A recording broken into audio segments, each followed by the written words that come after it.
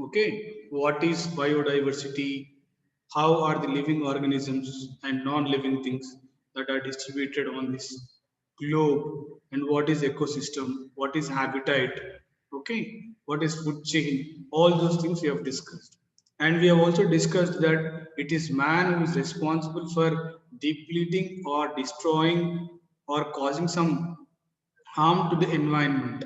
Man is not cautious about what are the harmful effects he is doing to is doing, okay, and spoiling the atmosphere. So today we shall see in detail about biodiversity. That is the lesson. Okay, environment. So now just look at this picture now. The first picture will be talking about things which are very, I cannot show both pictures now. Okay, this picture you can see near a water body, near a stream of water. You can see there a lot of filth, waste material, garbage is dumped in the river body or the water body. Now, this particular thing, this waste material which is dumped near the water body, it will surely pollute the water, and this water is used for, household purpose, either for drinking or for our cleaning purposes. Now, this water is contaminated, and this has only happened because of the human interference. Man, he is supposed to dispose the waste away from the habitat place. Okay, you are not supposed to throw the dust near your neighbor or in your neighbor's compound, or you are not supposed to throw it in the running water like streams and lakes and gutters. They get accumulated and they develop bacteria and mosquitoes breed. They cause a lot of diseases, and thereby they also spoil the purity of the water. And this water, if it is taken for drinking, yes, for sure, there will be drastic effects on our health. So this picture is talking completely about where, now if you see in some of the areas also, most of the people, even government people, especially they go to the village areas and they start dumping the waste material. In my village also, by name Madikonda, and down the line 5 years back, it was a very peaceful village with all greenery and everything.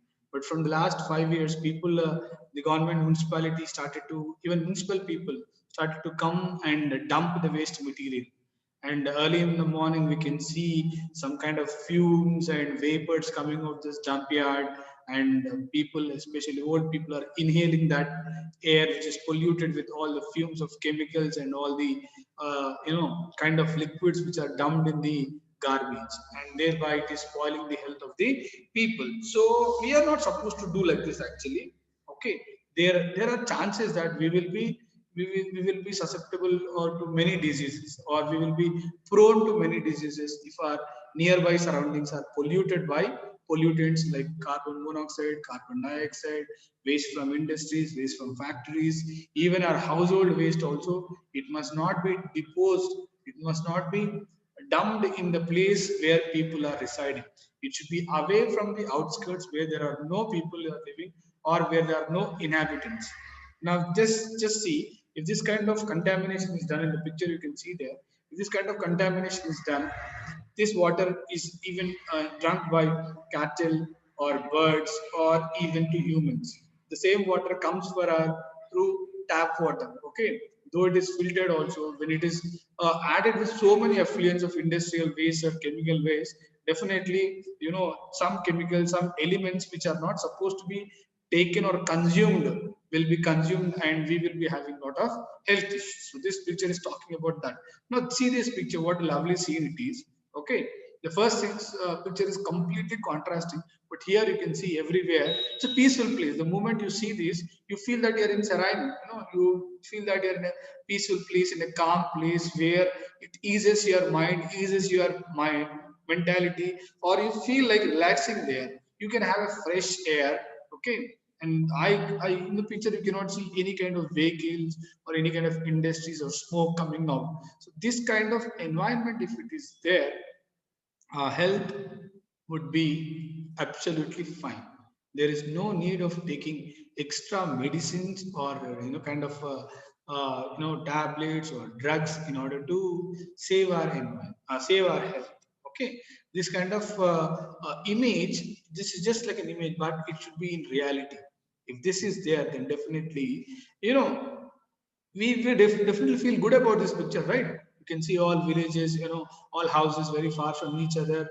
Everywhere you can see completely covered with green lawn, and the background you can see many trees which are grown very tall and creating a natural beauty scene. So this kind of environment we are supposed to expect. Okay, on if this is there, then definitely we will be having a good very good environment. Now, so environment, so what is environment? Okay, the place where you live. Okay, with all the abiotic and biotic components, living components and non-living components together will be termed as environment. Okay, vatavarnam telugu, vatavarnam only, yeah? Something like that. Interview with Wangari Maathai, environmental activist and Nobel Prize winner. So this is lesson is an interview regarding this great personality by name Wangari Maathai.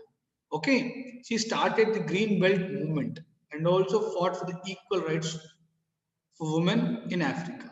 Now she is adorned, or she has got the appraisal for two things. One thing is that she started a green belt movement. What is green belt movement?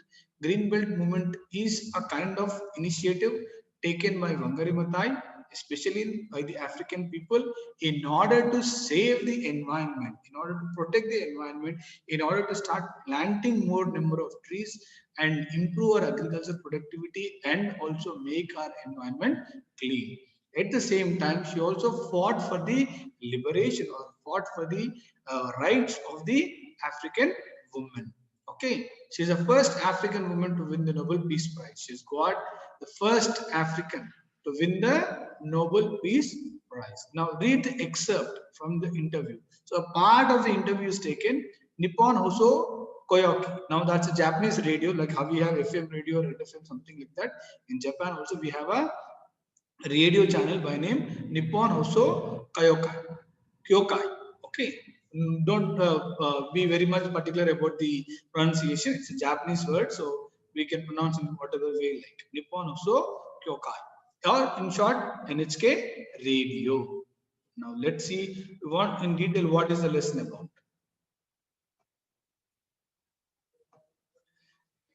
How did you become aware of the environment? Now, if the same question is asked to you people, are you aware of the environment? I don't know how many of you say yes. But we must be aware of the environment because we are living in an environment and everything is provided by nature. And nature is a part of environment. In fact, environment is a part of nature. Okay. You have not built the clouds, you have not built the rain, you have not built the air, or you have not built the oxygen, you have not built the rains and water. It's the nature or a part of the nature, that is environment. So when nature is giving us so many things, are we trying to use the best use of it, or are we trying to misuse the benefits of the environment? So that question is to every one of us.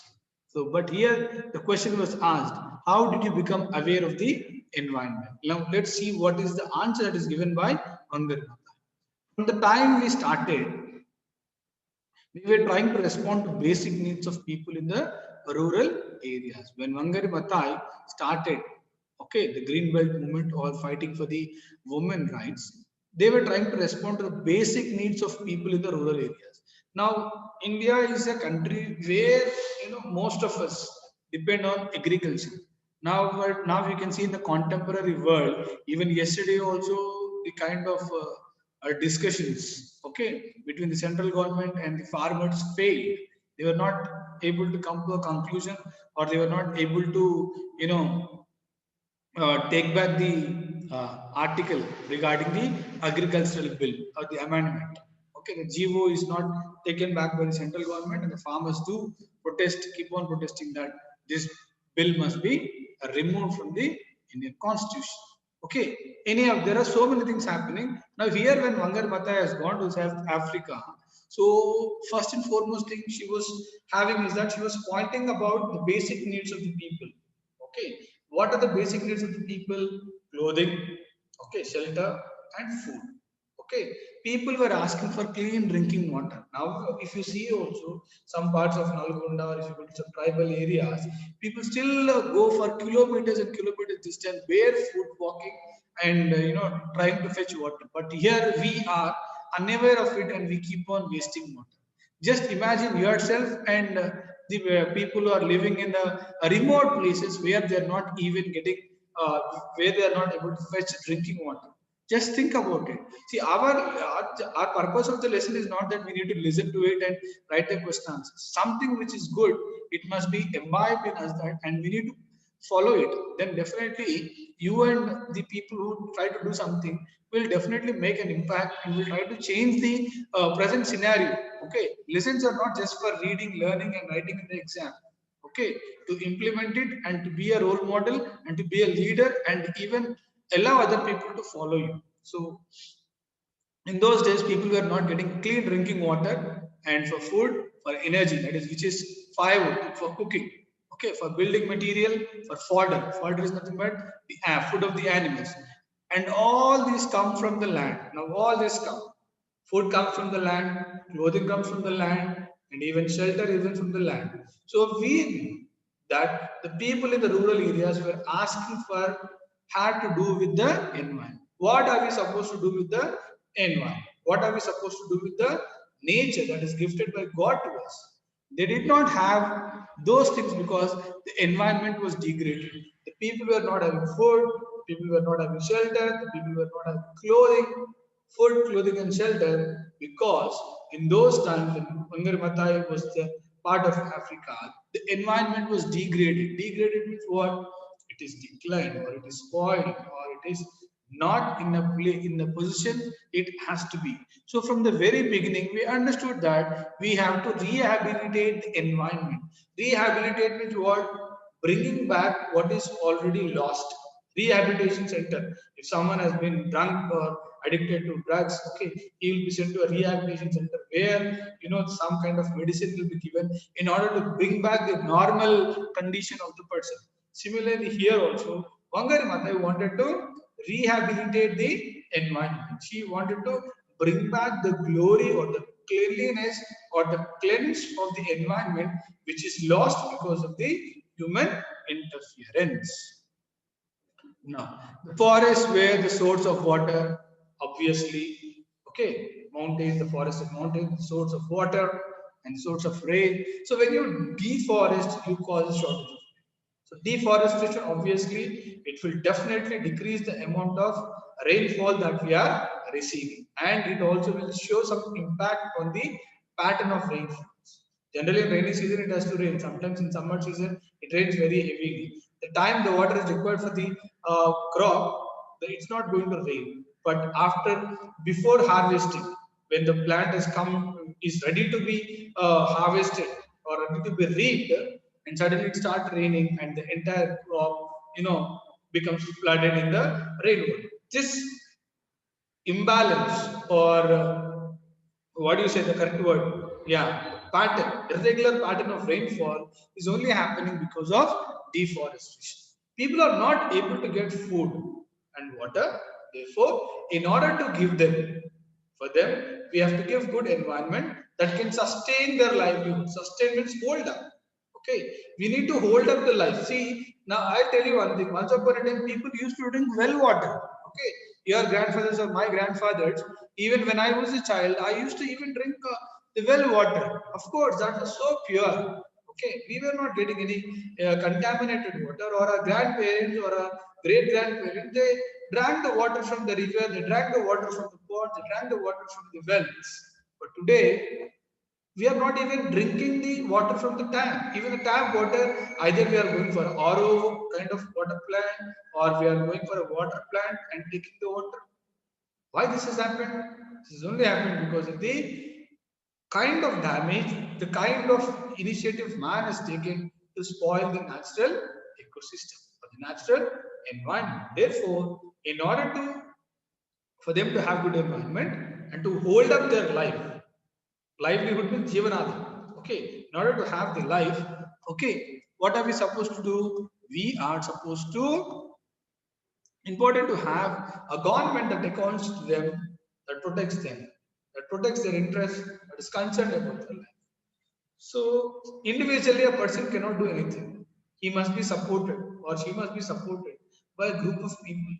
And to put in the actual terminology, if government takes proper initiative, okay, government of Telangana, government of India, if they take a proper steps that let's do something for saving the environment, I think it will be more beneficial. Okay, you and me, if you do a campaign also, it will be just like a one day show. Later on, people will not. Government comes with certain rules and regulations. Okay, if you cut down a tree, this is a penalty for you. Okay, if you spoil your environment, this is a penalty for you. If such kind of things, until and unless it goes to the critical situation, we are not going to wake up from the dream that everything is going on well. But in the background, nothing is going on well. Environment is getting depleted, oxygen levels are decreasing, carbon monoxide content is increasing, greenhouse effect is increasing, global warming is increasing, and the soil is getting eroded. It's getting polluted. All these things are happening in the background, and we are trying to search an alternative to pure the water, to pure the air. But rather than we are trying to invent or find out measures to purify the water, but we are not saying, but we are not thinking that how can we save the water without getting polluted. Okay, this we are not thinking. So obviously, we need to take the help of the government. NHK radio. How is peace connected to the good environment? How is peace connected? Okay, in what way is peace related to good environment? 1 minute. Where is that?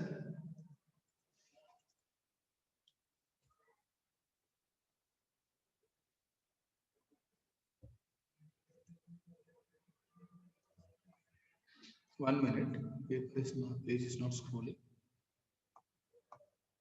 Let me just.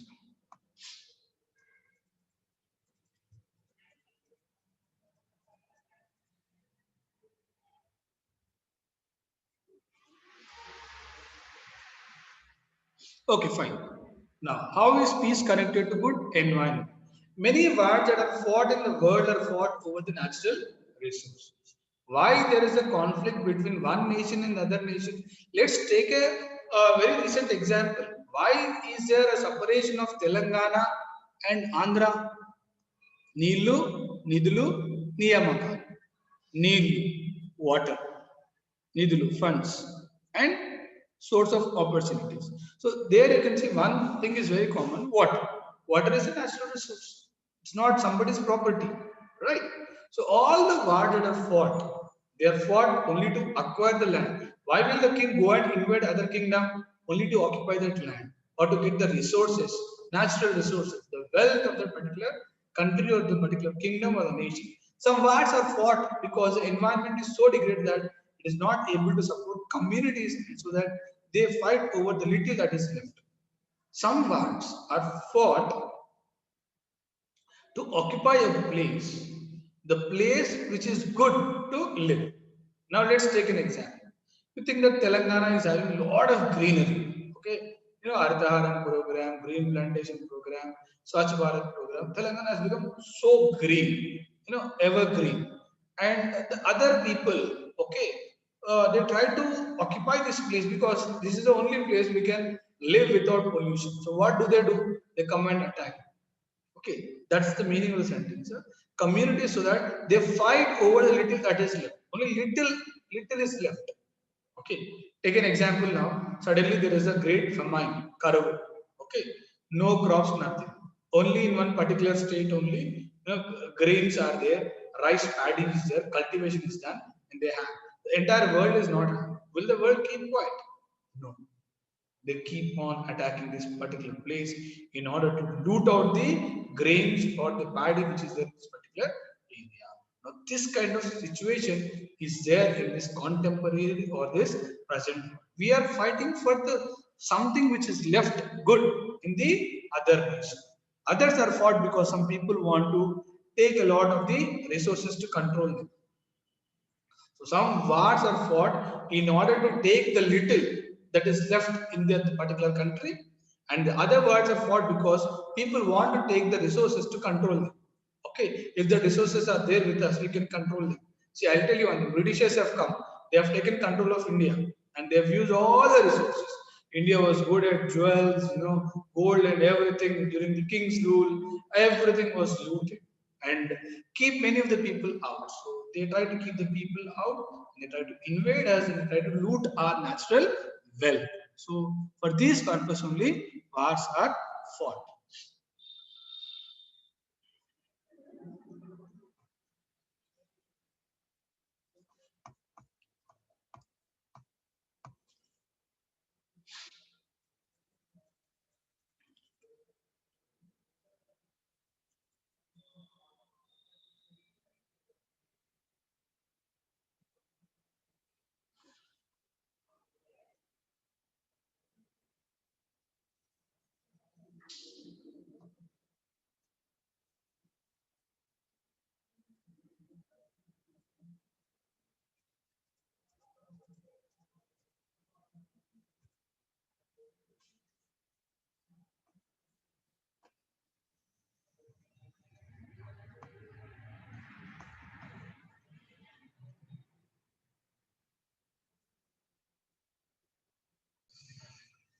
Fine. Now, whether this happens at the national level or at the regional level or at the global level, okay.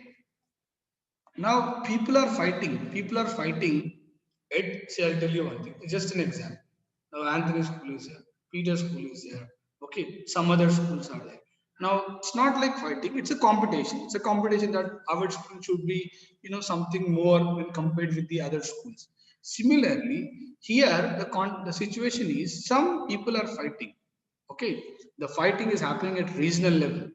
Like Telangana is more when compared with Andhra, or Andhra is more when compared with Telangana, or you know, if you talk about nations, US is more powerful when compared with Russia or England. So it's happening at the national level, or it's happening at the regional level, or at the global level. Okay, one continent having the conflict with the other continent, or group of countries having the conflict with the other nations. So this is happening. Sooner or later there is discontent means what? There is no satisfaction. What is the result of a war? It leads in the destruction of human resources. It leads in all the issues where you lose your manpower, you use your natural wealth, you forget all your resources and everything. Yes or no? So that is the reason we need to. So good management of natural resources. We need to manage the natural resources in a proper way. Equitable distribution. They must be distributed equally. For example, if I have 10 chocolates with me, or if I have 40 chocolates with me, I should distribute that 40 chocolates to each and every person of the class. I cannot give Aaron 10 chocolates, or I cannot give Ashita 5 chocolates, or I cannot give Anish 1 chocolate. I should see that everybody gets it equal, because there is no partial. It should be impartial. We need to give. Similarly, when a government is distributing water, now again conflict between Telangana and Andhra regarding Krishna water. Okay, that is happening. Okay, these disputes are happening. But if these natural resources are distributed equally, equitable distribution of resources, let it be land. Even China is also having a conflict with India, that they say that some part of India is theirs. So this conflict, this is only happening for the land purpose. Okay. They say that this part is ours. India and Pakistan had a conflict. Right now, Jammu and Kashmir is a part of India. So these quarrels and conflicts are only to establish their power and to grab the natural resources like water, land, soil, or whatever it is. So conflicts are there. So if equitable distribution is done, it's very good. It's important for peace.